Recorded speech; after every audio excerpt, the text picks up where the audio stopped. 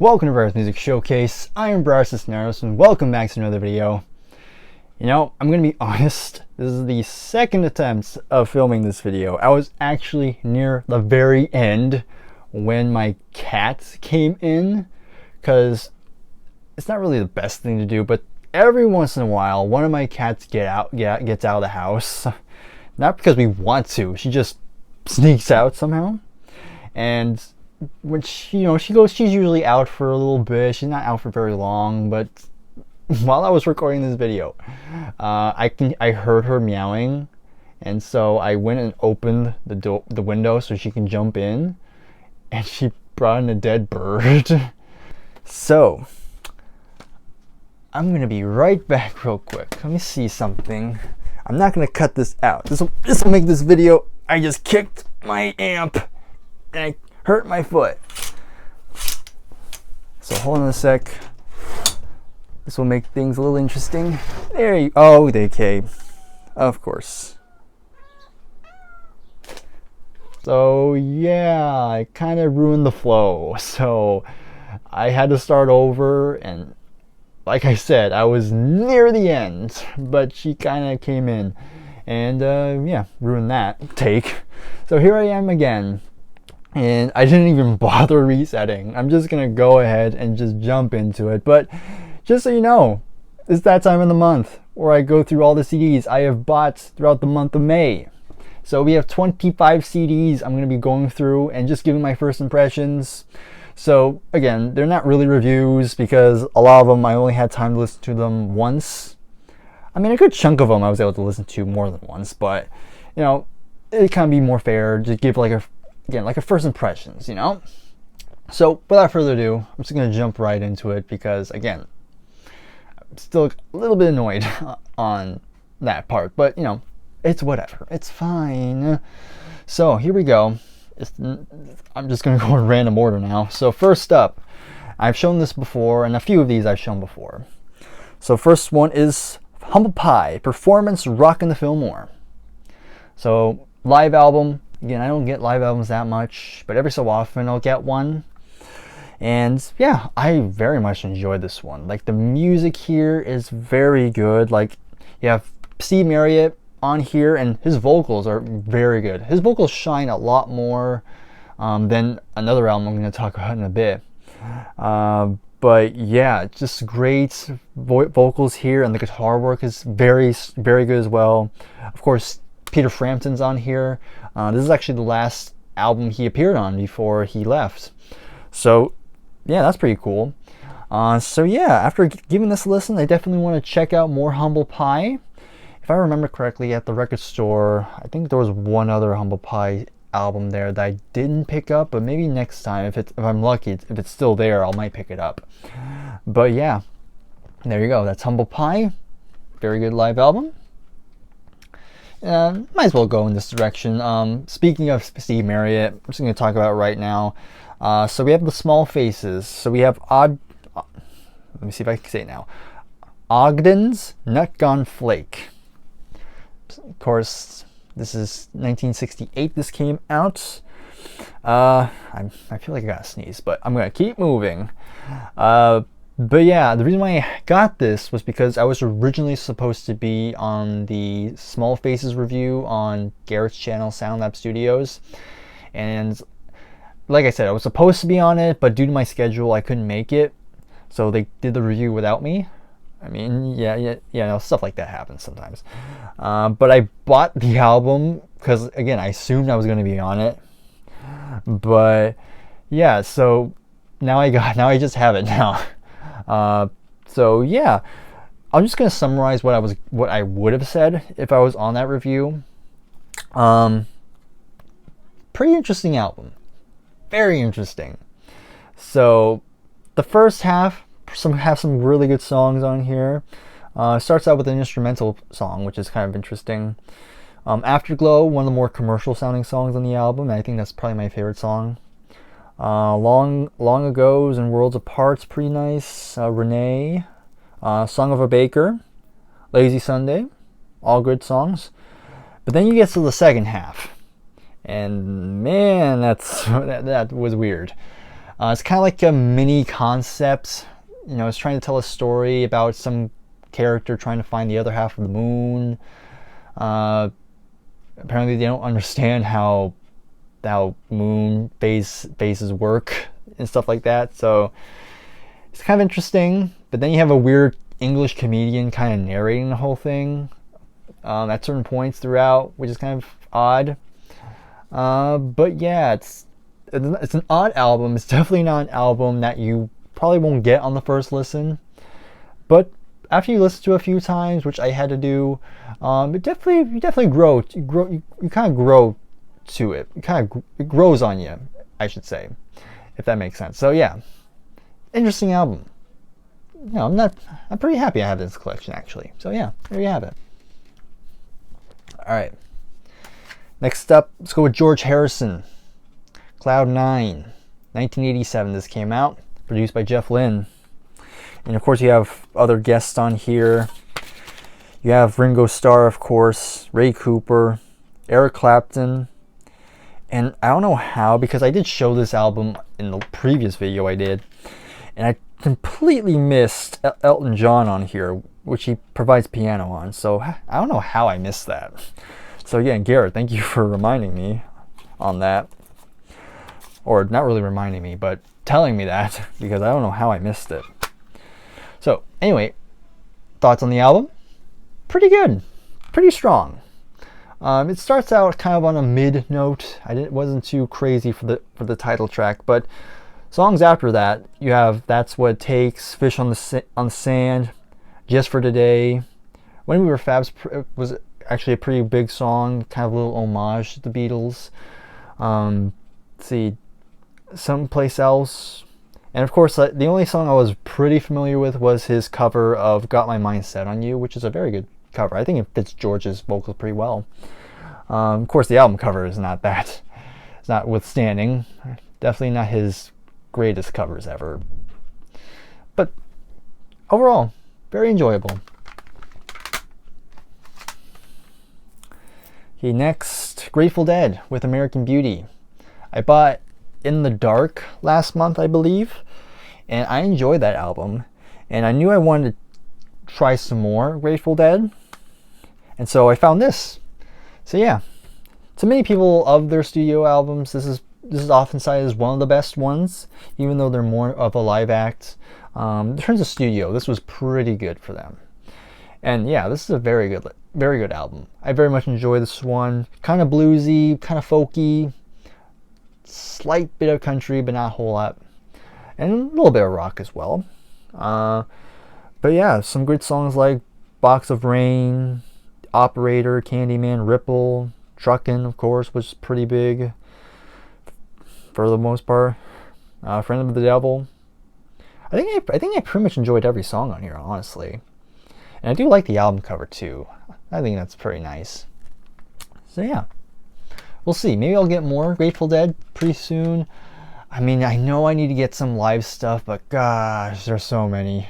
And even though even though there's been times people would recommend me some live recordings, even still, it's like, oh my god, I still don't know where to go. But anyhow, let's keep moving. Grand Funk Railroad. Be careful how you say that. We have We're an American Band. Kind of the most dullest cover in this whole collection, this whole video here, but musically it's still very good. The only downside is that by this point the bass is not really as prominent. Stuff like the Red Album or Close to Home, the bass is pretty up there in the mix. Here it's not so much, but still there's some good songs on here. I do want to show real quick the inside, because it has probably one of the most unflattering inside image. I'm not sure if that's really telling us what America is like, but I've been wrong before. So this was interesting because I believe this was the first album where they were a 4-piece, because before they were a 3-piece band. The main three were Mark Farner, Don Brewer, and Mel. I always forget how to pronounce that last name. Mel Satcher, I think. But here you have Craig Frost, who's playing keyboards on here, and you definitely hear him here. And they sound pretty good. Yeah, some overall very enjoyable. Don Brewer provides a lot of the vocals on here. I think he provides like about half of it. Then Mark Farner provides the other half. And yeah, some good songs like the title track, Stop Looking Back, Black Licorice, Loneliness Rider is pretty good. But yeah, very strong album. I like this. Right, next up, let's go with some Bob Dylan. And I have shown this before in the last video I did. The Freewheelin Bob Dylan. Again, slowly building that Bob Dylan collection. Again, this is probably definitely one of his most famous ones from his folk period. And I've said before, I'm not the hugest fan of that period. I do like it, I do appreciate it. But, you know, I'm definitely one of those people who kind of prefers the more folk rock era in the late 60s. And, like mid and late 60s. Like those are the stuff I gravitate towards more. But, you know, this is still very good for what it is. I mean, you have some very classic songs like Blowing in the Wind, of course, Masters of War, A Hard Rain's Gonna Fall. But other songs like Girl from the Northern Country, Down the Highway, Oxford Town, Honey, Just Allow Me One More Chance, I Shall Be Free. Yeah, it's an enjoyable album. Again, it's not my favorite period of Bob Dylan, but for what it is, it's pretty good. Okay, next up, let's show some Deep Purple next. So I got two this month.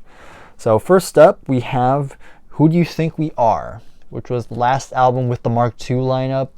Up until Perfect Strangers in the 80s. So, yeah, not my favorite of this lineup. Obviously, this was the follow-up to Machine Head, which was big, but here it's not as strong. Starts out with Woman from Tokyo, which I will admit is not one of my favorites of their hits. It's okay. It's a good song, but, you know, it's not my favorite.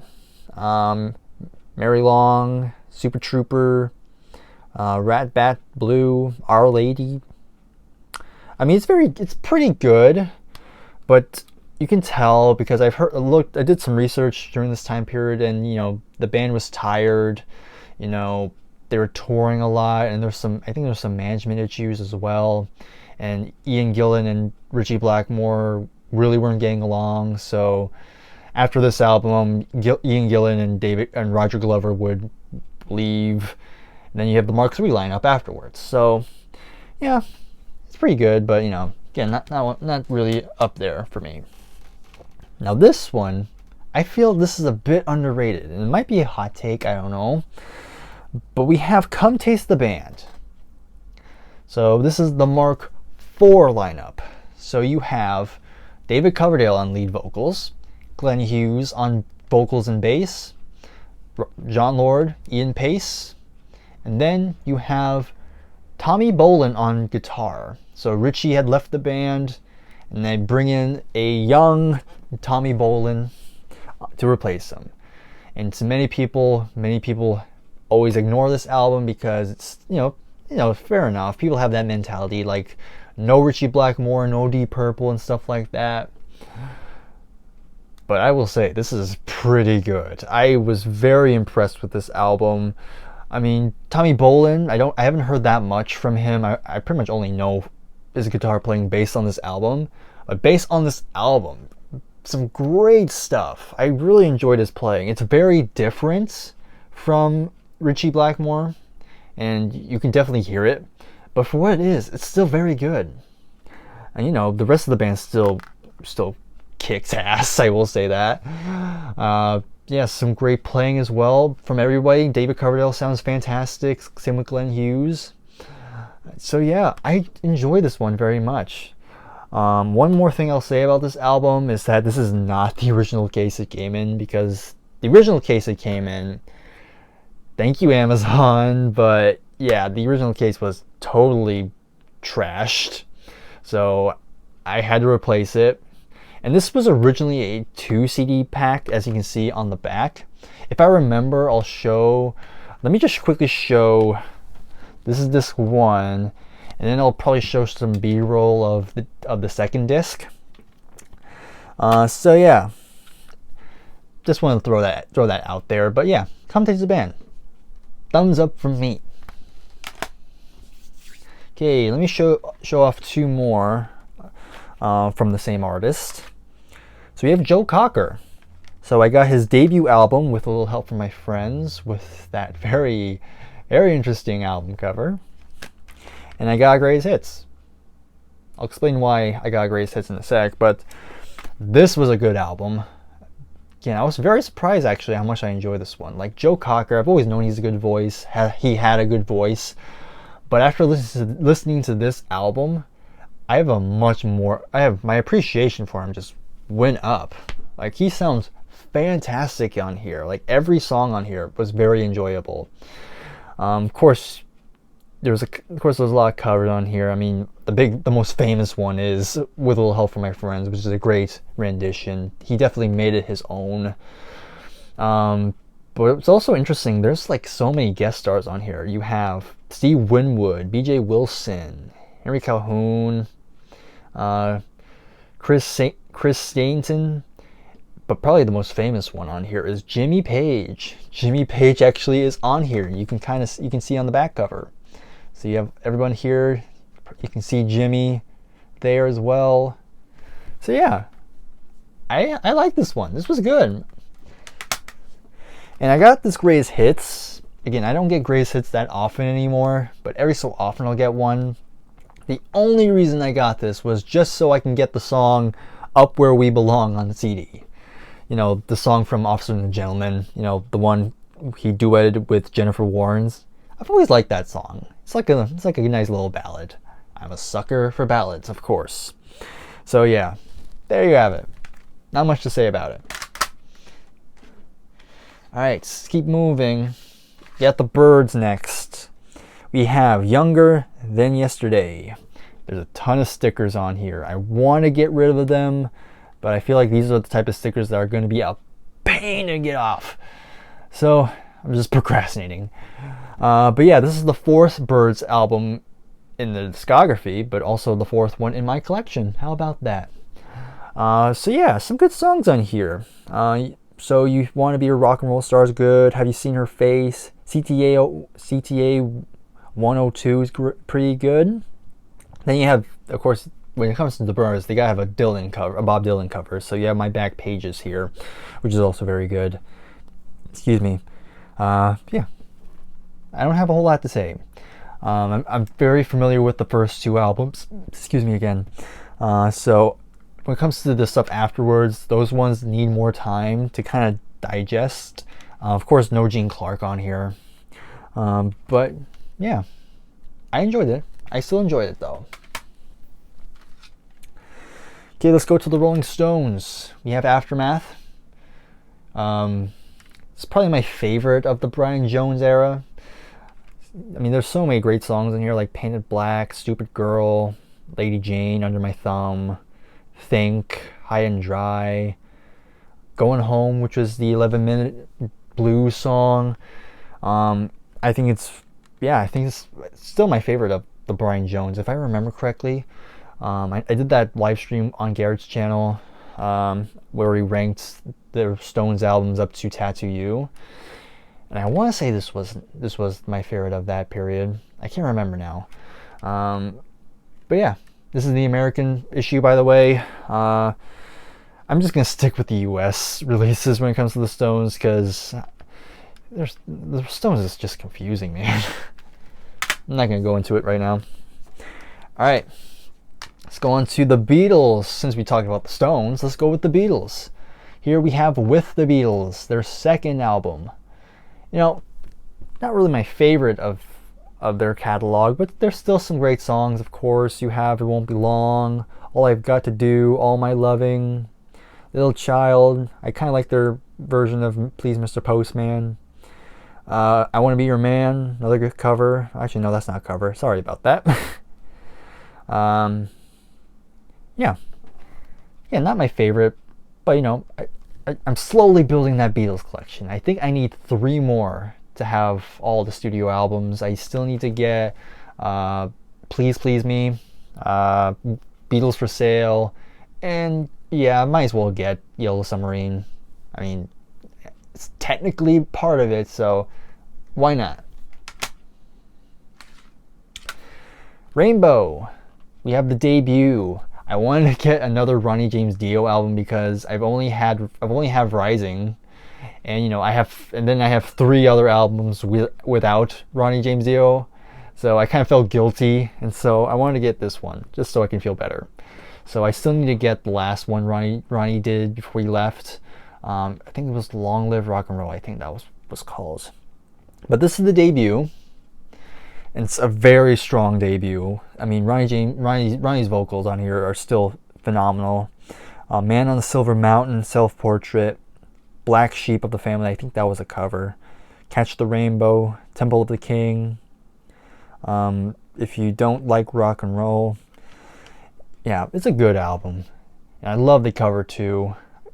Kind of a good like fairy tale like type of thing. I know Ronnie was kind of into that stuff, like Dungeons and Dragons sort of thing, or demons or stuff like that.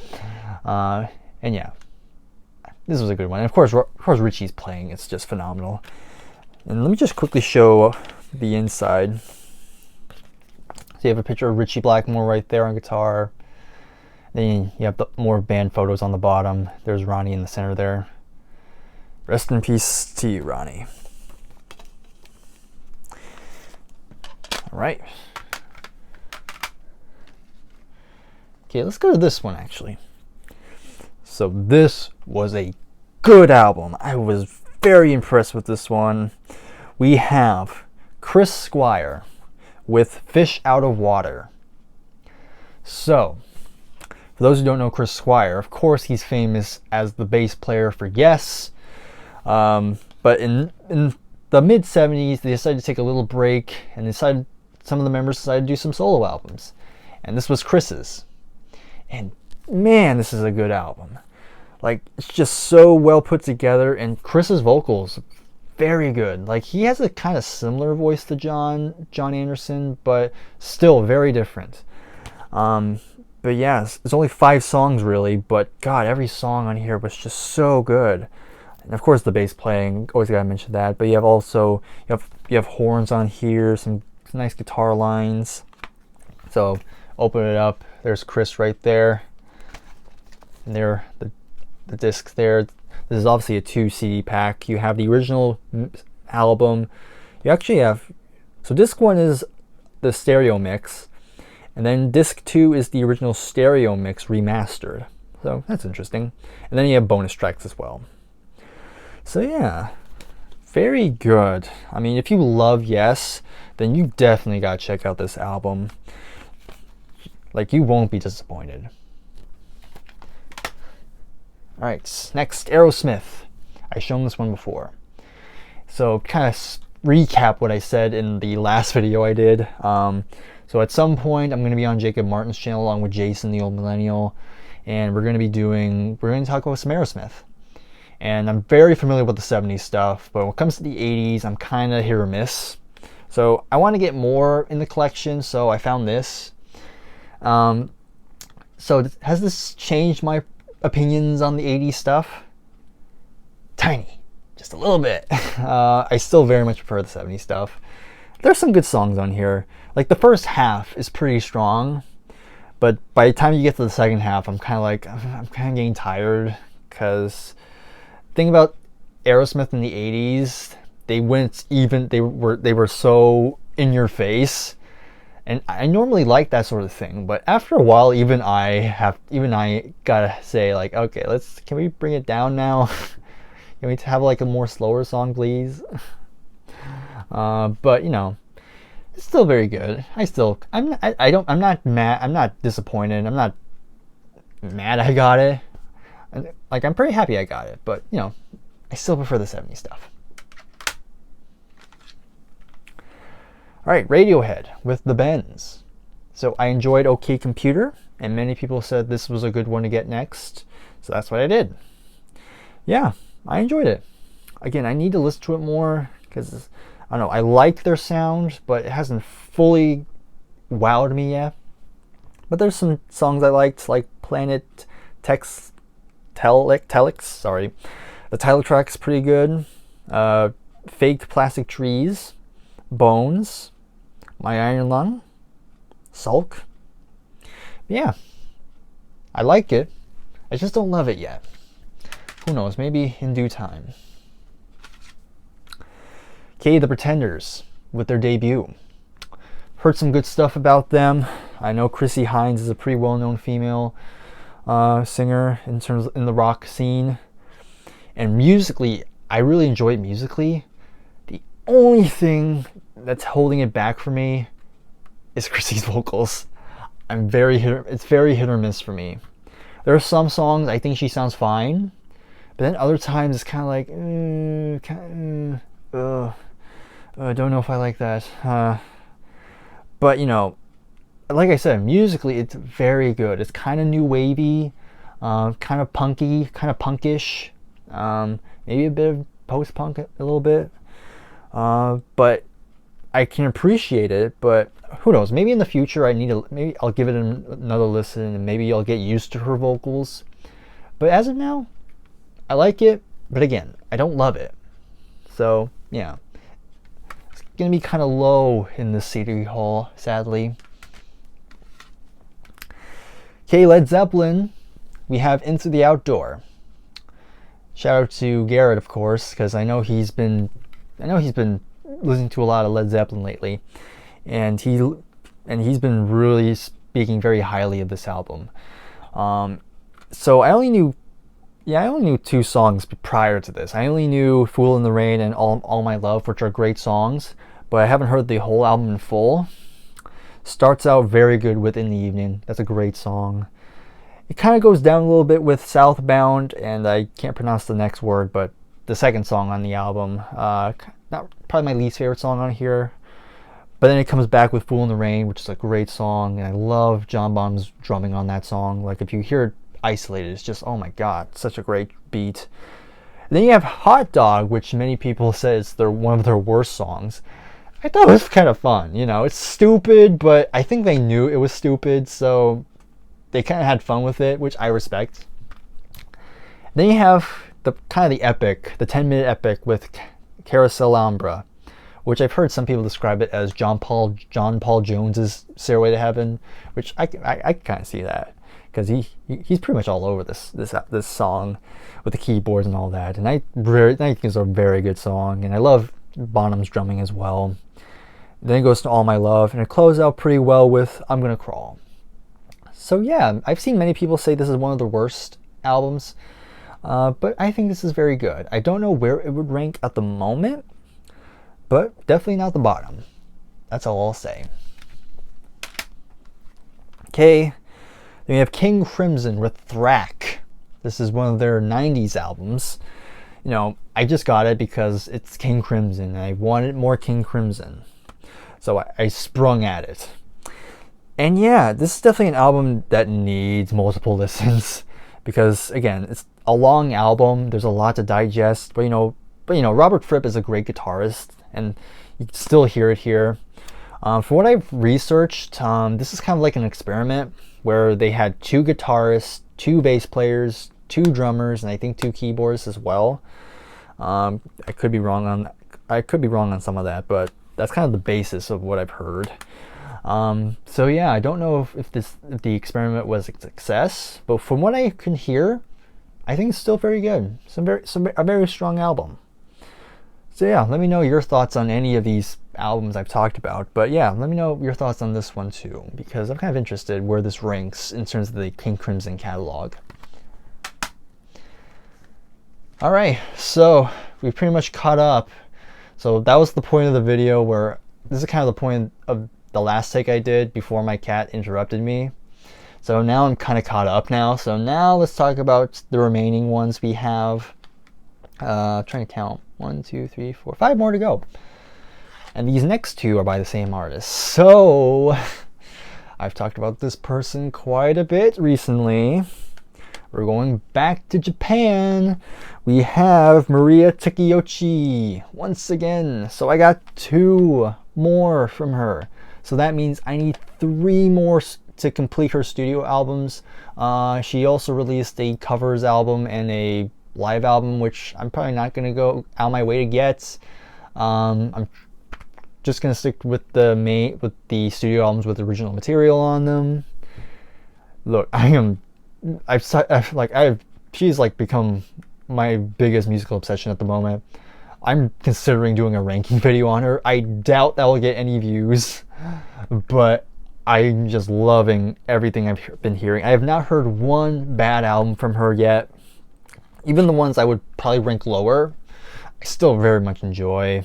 So I got Portrait. So this is her 4th album? 5th album. I want to say 5th. And there's the back here. So this was the follow-up to Miss M, which had Steve Lukather and many others, Jeff Becario on drums on it. So this is the follow-up to it, and it's kind of more back to basics. There's no like Steve Lukather and Jeff Becario are not on here. All the people are Japanese musicians here. But still, some very good songs here. Again, a lot of these songs aren't in English, so I can't really tell you what the songs are called. But if you just go on YouTube and look up Maria Takayochi Portrait, you'll probably find the album online there or somewhere.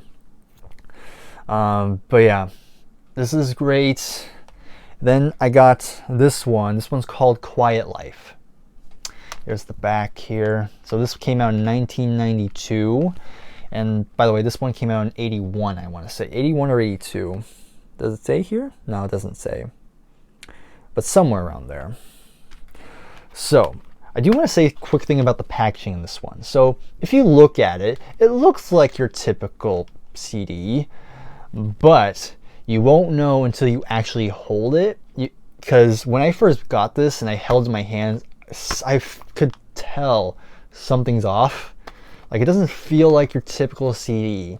And it wasn't until I did some more checking, and I'll probably show either a photo or a video right now, but this jewel case is actually thicker than your typical jewel case.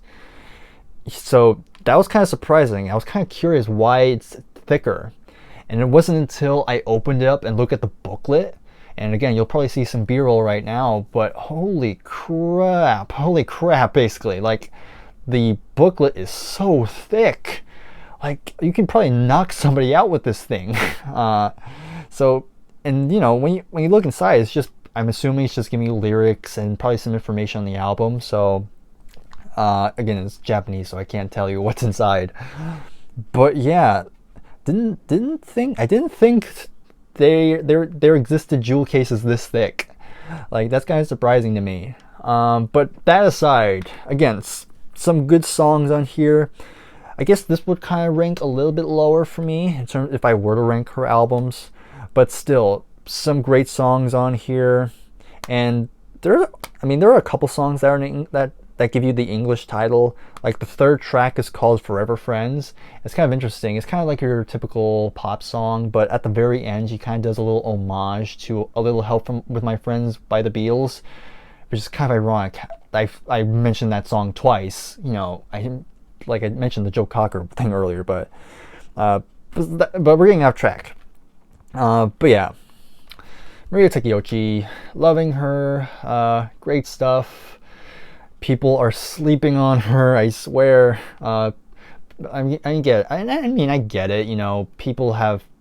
are a lot of people who probably don't care for Japanese singing, but again, it's good music though. It's not like, she's not like Kate Bush. Her music's not Kate Bush level in terms of creativity, but they're just well crafted, very catchy, very great, well crafted songs. Basically, they're catchy and they're hooky, and I love it. So yeah, hopefully somebody out there watching this would check her out. Check out Variety though. That's still my favorite though. I just spoiled it. Anyhow, moving on the last three, and I've shown this before, we have James Taylor, you have Sweet Baby James. I keep saying Jane because I think that's the most popular way of saying it. I always hear Sweet Baby Jane, not so much Sweet Baby James. But you know, anyhow. Again, James Taylor, pretty well-known singer-songwriter. Yeah, I enjoy this one. I've always enjoyed James Taylor's vocals. Based on what I've heard, definitely has a great sounding voice. And the only song I was very familiar with was Fire and Rain, which is a great song. I love the lyrics to that one. But yeah, there are some other great songs on here. And there are some covers here, but pretty much most of the songs here are very strong, like the title track, Sunny Skies, Country Road, Blossom, Sweet for 20G. Yeah, very enjoyable album. Alright, and then we have Tears for Fears. We have The Seeds of Love. So this is the follow-up to Songs from the Big Chair. This is a lot longer than that, so that might be a drawback to some people because it is a longer album. But there's still some great songs on here, like Woman in Chains. That's a great opening song. And what's kind of cool is that at the halfway point, Phil Collins actually comes in on drums, which is kind of cool. Bad Man song, great too. Sowing the Seeds of Love, that's a great song. Advice for the Young at Heart. Let's see what else. Swords and Knives, Year of the Knife. 2 songs with a knife in the title. How about that? But yeah, I still think this is a very good album. I think this is worth checking out. And the final CD for this haul, and I've shown this before, but we have Van Halen. We have For Unlawful Carnal Knowledge. Again, cover's kind of bland, but you know, it's whatever. I guess it's supposed to look like a leather thing or whatever. So, Sammy Hagar on vocals. Again, some people like it, some people don't. I like it. Not my favorite era, but still. So yeah, very enjoyable. I still very much enjoy this one. Again, it's not one of my favorites, but you know, still there's some pretty good songs. Great guitar work from Eddie as always. You know, Pound Cake's pretty good. Judgment Day. You have a song called Spanked, which is kind of, you can kind of guess what that's about. Pleasure Dome, In and Out, Right Now, Top of the World. But yeah, it's a strong album, very good. Always nice to have more Van Halen. You can never go wrong with Van Halen, at least for the most part. I was about to mention Van Halen 3, but let's not mention that one. Alright, so there you have it. That's all the CDs I have bought throughout the month of May. Of course, if you've enjoyed this video and if you enjoy my CD hauls in general, please give the video a like, subscribe if you're new, comment below your thoughts on any one of these CDs I've picked up here, and stay tuned because probably tomorrow, probably the day after this video comes out, will be my top 5 purchases of this month as well. So again, look forward to know which one was my favorite of May. So yeah, thank you very much for watching. I'll see you in the next video. Take care and goodbye for now.